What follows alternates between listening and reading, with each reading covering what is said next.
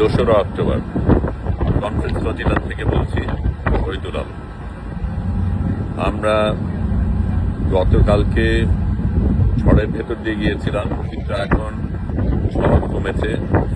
Captain দ্রুত জাহাজ এগিয়ে নিয়ে যাচ্ছিলেন ঝড়ের আগে যাওয়ার জন্য।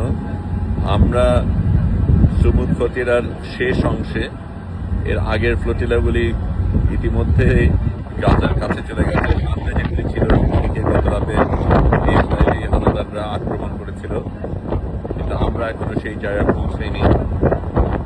গতকালকে সমুদ্রে একটা তুরস্কের নৌজাহাজ আমরা দেখেছিলাম, কিন্তু সেটা দূরেই থেকেছিল। আজকে কারা আছে আমরা জানি না, কিন্তু আমরা ক্রমশ কাছে যাচ্ছি। আমরা অবশ্যই সেখানে পৌঁছাবো এবং ইসরায়েলের আক্রমণের কারণে আমরা কোনোভাবেই